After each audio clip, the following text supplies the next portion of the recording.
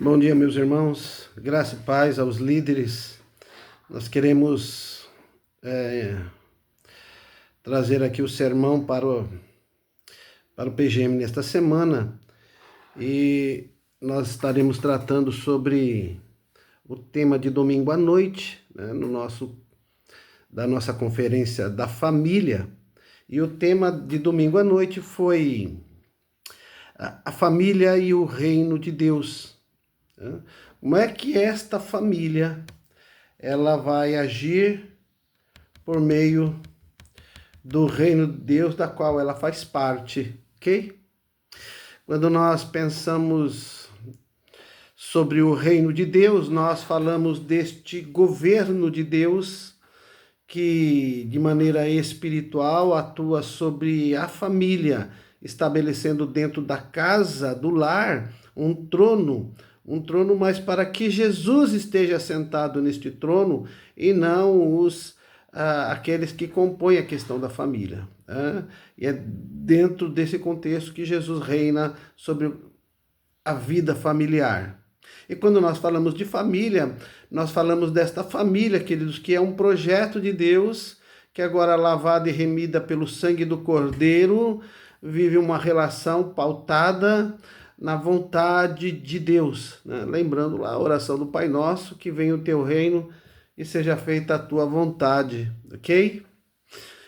No domingo à noite, o pastor ele fixou o tema família e reino de Deus, baseando no texto de Efésios, capítulo 5, de 21 a capítulo 6, do verso 1 ao verso 4.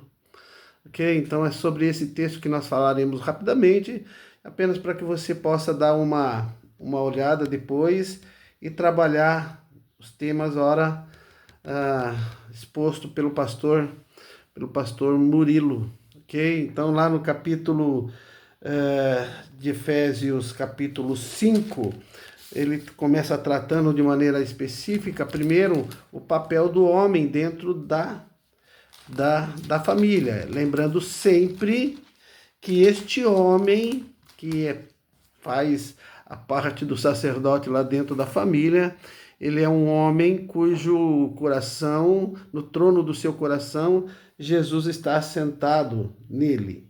Jesus conduz. E aí ele vai direcionar da seguinte maneira, segundo a leitura do texto, do versículo que vai do capítulo 25 ao versículo 32, ele diz assim: Maridos, ame cada um a sua mulher, assim como Jesus amou a igreja e se entregou por ela, para santificá-la, tendo-a purificado pelo lavar das águas, mediante a palavra, e para apresentá-la a si mesmo como igreja gloriosa, sem mancha nem ruga, ou coisa alguma semelhante, mas para ser santa e inculpável. Da mesma forma, os maridos devem amar a cada um a sua esposa, como a seu próprio corpo. Quem ama a mulher ama a si mesmo. Além do mais, jamais alguém odiou o seu próprio corpo, antes o alimenta e dele cuida, como também Cristo faz com a igreja, pois somos membros do seu corpo. Por essa razão, o homem deixará pai e mãe e se unirá à sua mulher, e os dois se tornarão uma só carne. E este é um mistério profundo. Refiro-me, porém, a Cristo e a igreja. Portanto, cada um de vocês também ame a sua mulher como a você mesmo, e as mulheres tratem seu marido com respeito. Ok? Então esse é o primeiro ponto tratado no sermão de domingo à noite, onde o pastor Murilo trabalhou sobre o papel do homem dentro do lar, né? E o papel preponderante do marido é amar a sua esposa como Cristo amou a sua igreja, né? Ele fala assim de um amor que é sacrificial, um amor que abre mão de si mesmo para que a esposa ela possa desfrutar de amparo, de cuidado, e muito mais do que isso, né? O texto vai dizendo para apresentá-la, né? Adornada, gloriosa, perfeita, enfim, todas essas ações do marido que de alguma maneira ou de outra buscam fazer com que a esposa ela seja percebida pela sociedade, né? Porque ela vai refletir como esposa de um homem cristão, como uma mulher feliz, como uma mulher bem, né? Tratada, e com uma pessoa alegre, como fruto da sua vida conjugal. E ele fala mais ainda, e marido, ame a sua esposa como você ama a si mesmo, né? Porque se você não faz mal a você, porque você se ama, você também vai não fazer mal à sua esposa. Se você cuida bem do seu corpo, bem da sua vida, né, para que ela não venha sofrer dores ou coisas parecidas, você também vai cuidar da sua esposa, promovendo a ela todo o amparo necessário para que ela não venha sofrer. E aí ele fala sobre 3 movimentos que devem haver com relação, né, na vida conjugal, que é o marido que deixa o pai e a mãe, sai dessa dependência paternal para viver uma relação conjugal.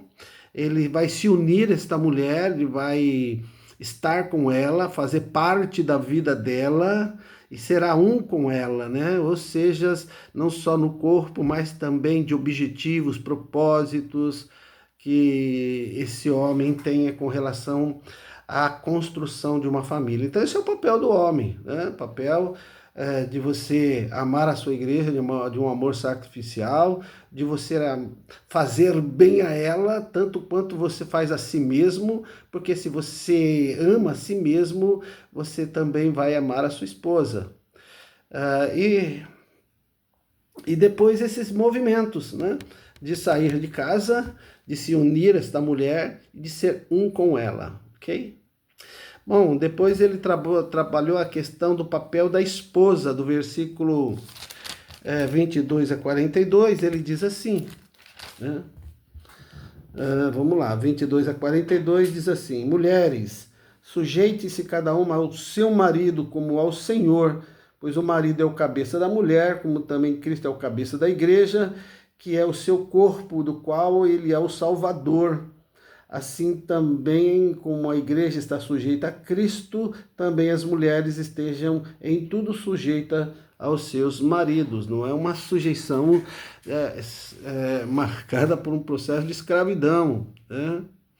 Mas como ele bem trabalhou a ideia de uma pessoa que é auxiliadora, assim como Deus, né, também auxilia seu povo naquilo que o seu povo precisa.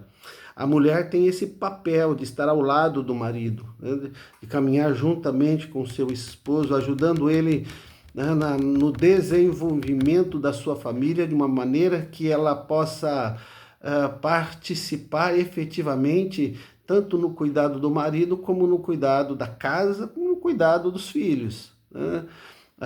Entendendo sempre que nós falamos de trabalho, mas de cuidado, né? Porque trabalho dentro de casa, tanto a mulher quanto o esposo tem que realizá-los, e também os filhos, é verdade. Bom, sujeitar-se a ele, né? Como Cristo se sujeita, como a igreja se sujeita a Cristo, é se colocar numa relação de dependência, de dar-se, de doar-se a, né? De se colocar-se para que o outro tenha suas necessidades saciadas, abençoadas, enfim. A mulher, ela tem essa função de fazer com que a família seja exposta de maneira, né, positiva, principalmente pela função da mulher. E se nós olharmos um pouquinho também no finalzinho do versículo 33, o texto fala ali que as mulheres, da mesma forma, trate o marido com todo o respeito, né? E aí, queridos, esse papel da mulher também. Não só o marido. O respeito é a base da relação, né? Eu gosto de pensar que o respeito ele vem antes do amor, né? Não se ama se não se respeita, né? E é dentro desse contexto que a gente caminha junto, dentro de uma realidade social. Eu respeito e exerço sobre a pessoa respeitada o meu carinho, né, o amor que ora possa fazer a família, a relação um pouquinho mais forte. E no capítulo 6, do verso 1 ao 4, o papel dos filhos. O papel dos filhos na família é de fazer com que Jesus Cristo venha ser glorificado através da sua vida, né? E a direção é: filhos, obedeçam aos seus pais no Senhor, pois isto é justo. Honra teu pai e tua mãe, porque este é o primeiro mandamento com promessa, para que tudo te corra bem e tenha longas vidas sobre a terra. Né? Aí é dentro dessa proposta, os filhos eles têm uma função de obedecer aos seus pais. Né? E a obediência é algo que Jesus, outrora, né, a palavra de Deus nos ensina que é melhor obedecer do que sacrificar. Ou seja, não adianta fazer culto, né? Culto a Deus sem que você não tenha essa capacidade de exercer obediência tanto a Deus como aos seus pais. E honrar, né? Os filhos têm que honrar o seu pai, tem que ser motivo de honra, de louvor aos pais dentro do contexto social. Né? O pai, quando vai buscar o filho na cadeia porque ele errou, não é um ato de honra. Né? O pai, quando vai buscar a filha numa situação deplorável na rua, não é um motivo de louvor ao pai, mas de vergonha. Então a ideia é: filhos, honrem os seus pais, honrem os seus pais. E aí conclui, na verdade, toda a conferência, ela se resume assim numa questão, né? Da família ter Jesus assentado no trono do seu lar, ok? Então, trabalhe isso dentro do seu PGM e com certeza o Senhor o abençoará. Amém? Que Deus abençoe vocês. Um abraço a todos e que tenham um tempo aí de boa reflexão e de bênção na vida de vocês. Em nome de Jesus. Amém.